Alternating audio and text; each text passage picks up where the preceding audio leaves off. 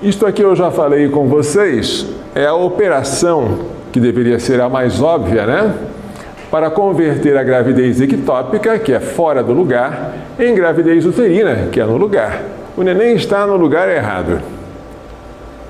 Em vez de estar aqui no útero, ele está na trompa, ou então no abdômen, ou então, sei lá, ou qualquer outro lugar, no ovário. Vamos colocá-lo de volta no útero. É o mais óbvio, mas é o menos pesquisado até hoje. Aconteceu, por acaso, em 1915, que este médico, Dr. Wallace, encontrou uma gravidez ectópica quando estava retirando um mioma de uma mulher. Então ele aproveitou a ferida causada pela extração do mioma, pela miomectomia, e lá ele costurou o saco gestacional intacto com parte da parede da trompa. Aí depois uma criança nasceu sem nenhum problema e ele publicou isso numa revista. É um caso, relato de caso, como ocorre em revistas de medicina. Só que isso aqui é um caso isolado, que ficou isolado por muito tempo. Como é que você vai descobrir que uma mulher tem gravidez ectópica se você naquela época não tinha ecografia, ultrassonografia? Era só por acaso mesmo. Então, por muito tempo ficou assim. Quando Buscarin publicou a tese dele, em 1928, também não se sabia mais de nada. Não se havia evoluído muito sobre esse assunto. Mas agora, a notícia que nós temos mais recente, depois de Wallace, sobre a tentativa de converter gravidez ectópica em gravidez uterina, foi em 1964, com esses dois médicos, Billings e Davis. Uma paciente de 29 anos, na terceira gravidez tubária, olha, terceira. Eles introduziram toda a trompa, não apenas um pedaço dela, na cavidade uterina, mas a tentativa foi falida. E eles disseram, não estávamos certos de que o feto estava vivo no momento da operação. De qualquer forma, não deu certo. Isso foi em 64. Em 67, dois médicos brasileiros, Sérgio Peixoto e Geraldo Rodrigues de Lima, de São Paulo, tentaram fazer algo semelhante numa paciente de 34 anos. Gravidez tubária com diâmetro de 3 centímetros, com um discreto ponto de ruptura. Ruptura aqui na trompa, né? A paciente recebeu alta após a cirurgia, mas depois de uma semana fizeram um exame compatível com gravidez com insuficiência placentária. E algum tempo depois, um aborto espontâneo. Então a gravidez não foi a termo. Em 1980, este moço aqui, Landron Shettles, que é considerado o pai da fecundação in vitro, muito famoso, resolveu, em uma paciente de 27 anos, converter a gravidez tubária dela, com um diâmetro de 4 a 5 milímetros, portanto bem no iniciozinho, para a gravidez uterina. Extraiu o saco embrionário intacto, repleto de vilosidades coriônicas, e transferiu para o útero. Nasceu uma menina com 3.200 gramas. Mas essa notícia ficou praticamente despercebida. Na verdade, ela seria publicada em um congresso de medicina na França, mas nem chegou a ser publicada. Foi publicada vários anos depois. Então a gente nota que casos como esse, que deveriam ser objeto de pesquisa, simplesmente são coisas que foram abandonadas pela medicina. Vejamos esse aqui. Este aqui é Eugênio Lenzi, um médico que resolveu, em 1987, levar a sério essa causa da conversão tubário-uterina. Em 1988, ele propôs uma campanha de informações junto aos médicos e junto às mulheres que conduzisse a um exame ecográfico quase sistemático, mal se detectasse um atraso menstrual. Imagine uma campanha assim entre as mulheres. Houve algum atraso? Vamos agora fazer uma ecografia para verificar se a sua gravidez é ectópica, porque quanto mais cedo, mais fácil de se tentar uma conversão em gravidez uterina. Nesse mesmo ano de 88, ele veio ao Brasil e participou no Rio de Janeiro do 12º Congresso Mundial de Ginecologia e Obstetrícia e expôs lá a sua campanha. Vamos agora não apenas salvar só a mãe, vamos salvar a mãe e o filho. Aqui é um anúncio que ele fez. Em 1994, esses três, autores, Peirce, Manionda e Chamberlain, noticiaram que haviam conseguido com sucesso converter uma gravidez ectópica em gravidez uterina em um embrião de 5 semanas de uma paciente de 29 anos, tá? Detectado por ultrassonografia transvaginal. Essa ultrassonografia, ela consegue detectar uma gravidez ectópica de maneira mais precoce.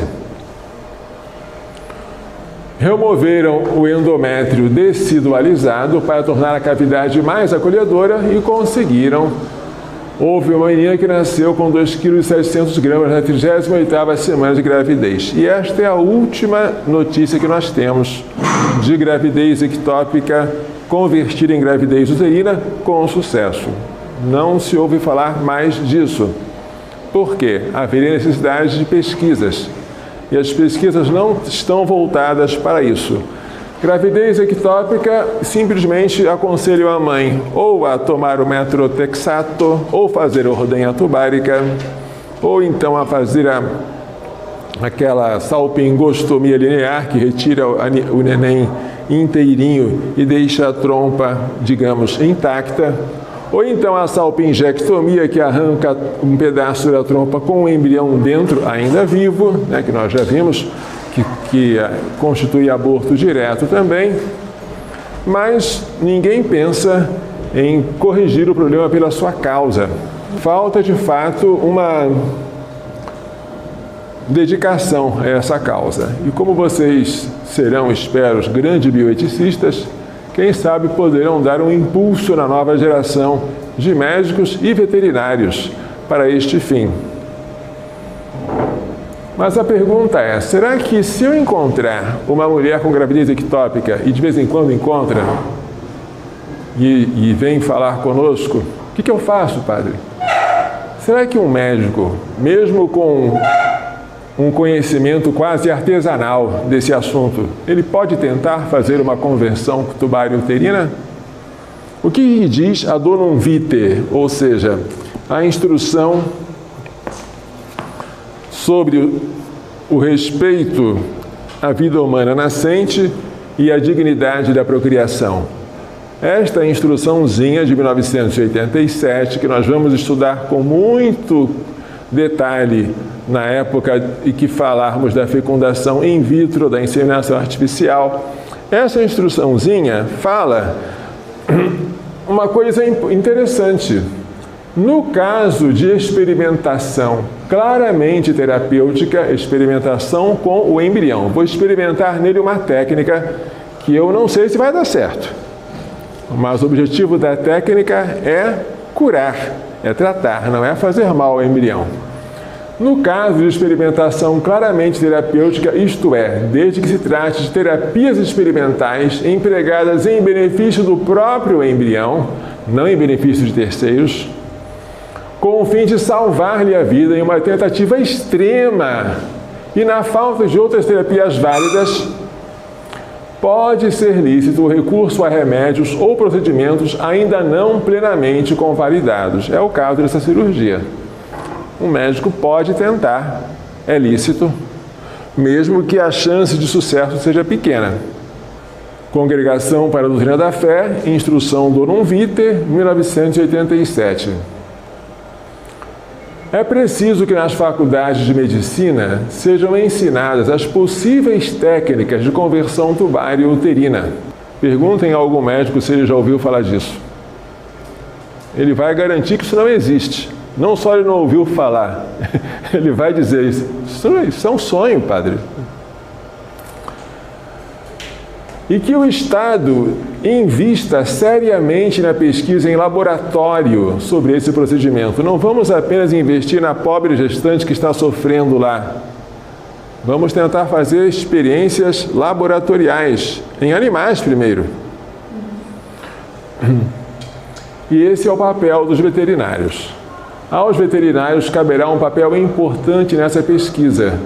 Com efeito, a eles será possível não apenas diagnosticar uma gravidez ectópica, mas ainda provocá-la.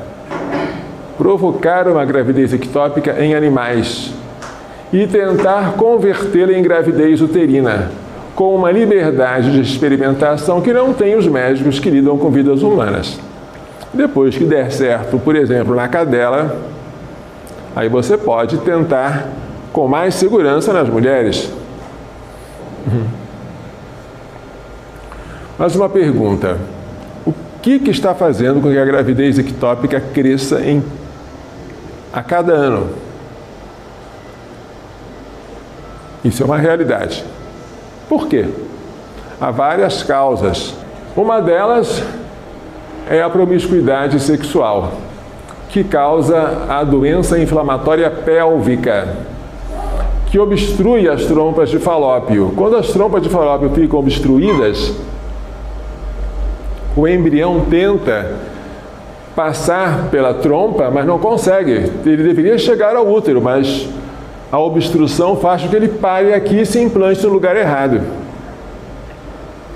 Doença inflamatória pélvica, causada, muitas vezes, pela promiscuidade sexual. O uso de anticoncepcionais hormonais e abortivos, como o DIU. O DIU, ele impede a anidação uterina. O DIU é um dispositivo intrauterino, como a sigla significa. Se for em forma de T, o DIU é mais ou menos assim que ele é colocado. E ele faz com que o embrião, que já foi concebido na trompa, ao chegar ao útero não tenha lugar acolhedor. Então ele é concebido e é abortado. Uma mulher que usa DIU, ela aborta, digamos, talvez a cada mês.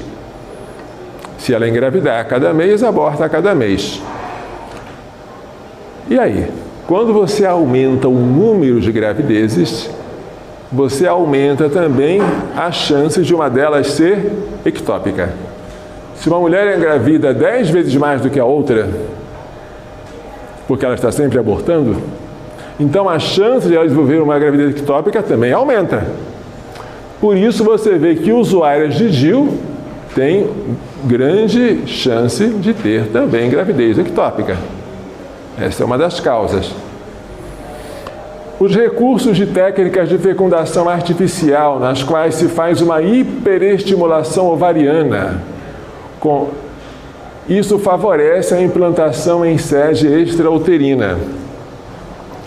Essa hiperestimulação é por uma dose muito grande de hormônios, para produzir vários óvulos em vez de um só. Isso também favorece a implantação do embrião fora do lugar. Como se vê, se você quiser evitar a gravidez ectópica, nada mais você tem que fazer do que uma verdadeira educação para a castidade e para a abertura à vida. Evitar a promiscuidade sexual, evitar os anticoncepcionais, os microabortivos como o DIU, evitar as técnicas de fecundação artificial. Tudo isso faria com que você prevenisse e diminuísse em grande parte esta gravidez ectópica. Coração Imaculado de Maria, livrai-nos da maldição do aborto. Então, essa apresentação termina então aqui. Vamos rezar um pouquinho para agradecer a Deus. Em nome do Pai, do Filho e do Espírito Santo. Amém. Nós vos damos graças, Senhor nosso Deus, por todos os vossos benefícios, vós que viveis e reinais pelos séculos dos séculos. Amém. Ave Maria, cheia de graça, o Senhor é convosco. Bendita sois vós entre as mulheres, bendito é o fruto do vosso ventre, Jesus. Santa Maria, Mãe de Deus, rogai por nós, pecadores, agora e na hora da nossa morte. Amém. O Senhor esteja convosco. Abençoe-vos Deus Todo-Poderoso, Pai, Filho e Espírito Santo.